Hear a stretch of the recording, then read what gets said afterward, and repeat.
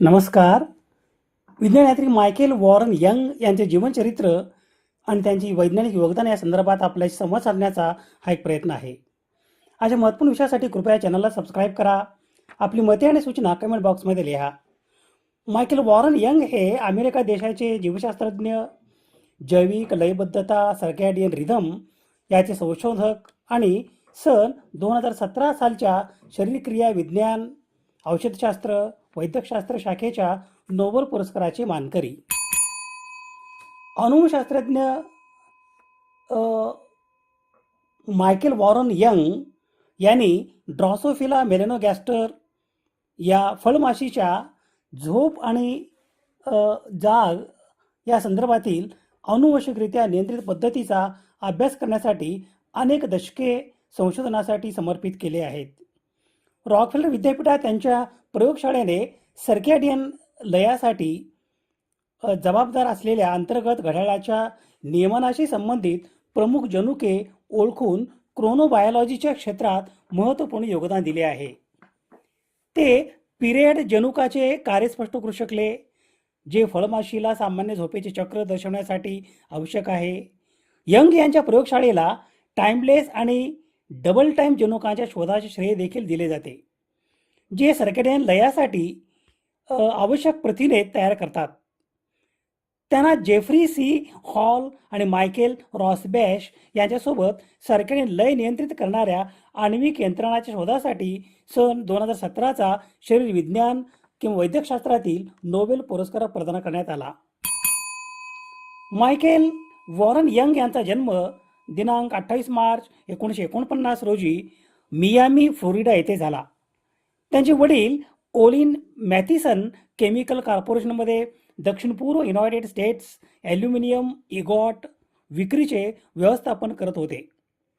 त्यांची आई एका लॉ फर्ममध्ये सचिव म्हणून काम करत होती.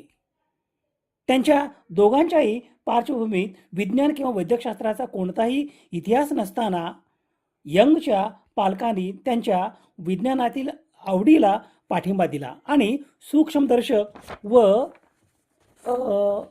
दुर्बिणीच्या माध्यमातून वैज्ञानिक संशोधनाची साधने उपलब्ध करून दिली.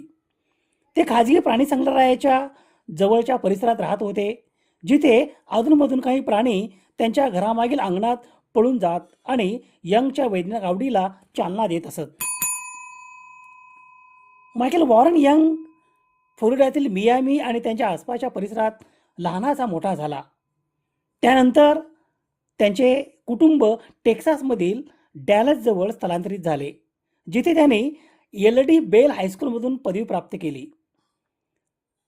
त्यांच्या किशोरवयाच्या सुरुवातीला मायकेलच्या पालकांनी डार्विनचे उत्क्रांती आणि जैविक रहस्य संदर्भातील पुस्तक भेट दिले. त्या पुस्तकात जैविक घड्याळांचे वर्णन केले होते, ज्यायोगे त्यांनी काही वर्षापूर्वी पाहिलेल्या एका विचित्र वनस्पतीला दिवसा बंद होणारी आणि रात्री उघडणारी फुले येत होती.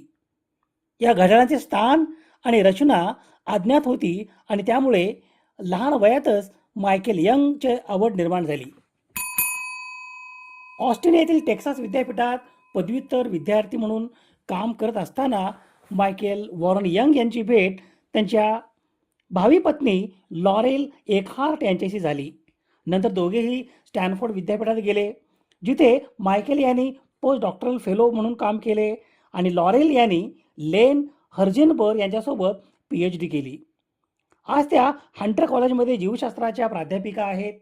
मायकेल आणि लॉरेल अजूनही एकमेकांच्या जवळ राहून काम करतात. त्यांना नताली आणि अरिसा नावाच्या 2 मुली आहेत. सन 1971 मध्ये यंग यांनी ऑस्टिन येथील टेक्सास विद्यापीठातून जीवशास्त्र विषयात पदवी मिळवली. बर्ग जोर यांच्यासोबत ड्रॉसोफिला जिनोमवर उन्हाळ्यातील संशोधनानंतर यंग यांनी सन 1975 मध्ये अनुवंशशास्त्र विषयात PhD पूर्ण करण्यासाठी UT मध्येच राहण्याचा निर्णय घेतला. येथे असतानाच यंगला ड्रॉसोफिलावर केंद्रित असलेल्या संशोधनाची आवड निर्माण झाली. पदव्युत्तर शिक्षण घेत असताना त्याला रॉन कोनपोका आणि सेमूर बेंझर यांच्या ड्रॉसोफिला सर्केडियन म्युटंट्सवरील कामाबद्दल समजले. ज्यामुळे त्याला भविष्यात पिरियड जीन क्लोन करण्याचा कामाची प्रेरणा मिळाली.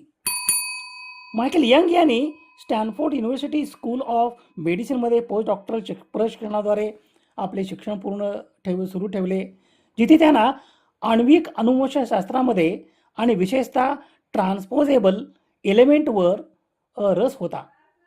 मायकेल डब्ल्यू यंग यांनी डेव्ह हॉगनेस यांच्या प्रयोगशाळेत संशोधन कार्य केले. येथे रिकॉम्बिनंट DNA तंत्र आत्मसात केले. 2 वर्षानंतर मायकेल डब्ल्यू यंग हे रॉकफेलर युनिव्हर्सिटीमध्ये सहाय्यक प्राध्यापक म्हणून रुजू झाले. सन 1978 पासून ते विद्यापीठाच्या कार्यात सहभागी होते. सन 1984 मध्ये सहयोगी प्राध्यापक म्हणून आणि नंतर सन 1988 मध्ये प्राध्यापक म्हणून त्यांची नियुक्ती झाली. सन 2004 मध्ये यंग यांची शैक्षणिक घडामोडीसाठी उपाध्यक्ष vice president for academic career या पदावर नियुक्ती झाली आणि त्यांना रिचर्ड आणि जीन फिशर चेअर देखील प्रदान करण्यात आले. सन 1980च्या दशकाच्या सुरुवातीला रॉकफेलर युनिव्हर्सिटीमध्ये यंग आणि त्यांच्या प्रयोगशाळेतील 2 सदस्य टेड बार्जिएलो आणि रॉब जॅक्सन यांनी ड्रॉसोफिलामधील सर्कॅडियन पिरियड जीनचा अधिक तपास केला. त्यांनी रिकॉम्बिनंट ड्रॉसोफिला DNAचे खंड तयार केले, त्यांना बॅक्टेरियामध्ये वाढवले आणि PER म्युटंट प्राण्यामध्ये इंजेक्ट केले. वर्तणुकीशी संबंधित क्रियाकलापांचे मूल्यांकन करण्यासाठी लोकोमोटर बिहेवियर मॉनिटरचा वापर करण्यात आला. एका कार्यात्मक PER जीनचे हस्तांतरण करून माशीने सर्कॅडियन वर्तणुकीशी संबंधित लय पुनर्संचयित केली हे दाखवण्यासाठी या टीमने दिवस आणि रात्रभर माशीच्या हालचालीचे निरीक्षण केले आणि त्यांच्या नोंदी ठेवल्या. नंतर X क्रोमोसोमवरील जीनचा क्रम निश्चित करून त्यांना आढळले की आतालता उत्परिवर्तनाचे एका कार्यहीन प्रथिन तयार केले, तर PERचे दीर्घ कालावधी आणि अल्प कालावधी म्युटंट्सनी अजूनही कार्यात्मक असलेल्या प्रथिनाचा अमिनो आम्ल क्रम बदलला. सन 1980च्या दशकाच्या उत्तरार्धात Amita Sehgal, Jeff Price, Bernice Man यांनी फळमाशीच्या लय बदलणाऱ्या अतिरिक्त उत्परिवर्तनांची तपासणी करण्यासाठी फॉरवर्ड जेनेटिक्स वापरण्याचा यंग यांना मदत केली. गुणसूत्र 2 वर असलेल्या एका नवीन जनुकाला टाइमलेस TIM असे नाव देण्यात आले आणि त्याचे यशस्वीरित्या क्लोनिंग व अनुक्रमण करण्यात आले. त्यांना TIM आणि PER यांच्यात मजबूत कार्यात्मक संबंध आढळले. TIM उत्परिवर्तनाने PER mRNA सायकलिंगमध्ये व्यत्यय आणला. सन 1994 मध्ये यंग यांच्या लॅबमध्ये पदव्युत्तर विद्यार्थी लेस्ली ओशॉल यांनी शोध लावला की जर PER प्रथिनांचा विघटनापासून संरक्षित केले गेले तर ते TIM शिवाय जमा होतील, परंतु केंद्रकामध्ये जाऊ शकणार नाहीत. नंतर यंग आणि इतरांना आढळले की PER उत्परिवर्तनामध्ये TIM प्रथिने केंद्रकामध्ये जमा होत नाहीत. त्यांनी असा निष्कर्ष काढला की PER आणि TIM एकत्र काम करतात. लॅबचे आणखी एक सदस्य लिनो सेज यांनी पाहिले की PER आणि TIM एकमेकांना स्थिर करण्यासाठी आणि त्यांच्या केंद्रकीय संचयनास परवानगी देण्यासाठी एकमेकाशी संलग्न होतात. नंतर यंग, सेहेगल आणि एड्री लॅब्सने केलेल्या अभ्यासात असे दिसून आले की प्रकाशामुळे TIMचे वेगाने विघटन होते आणि सर्कॅडियन लयच्या टप्प्याचे रिसेट होते.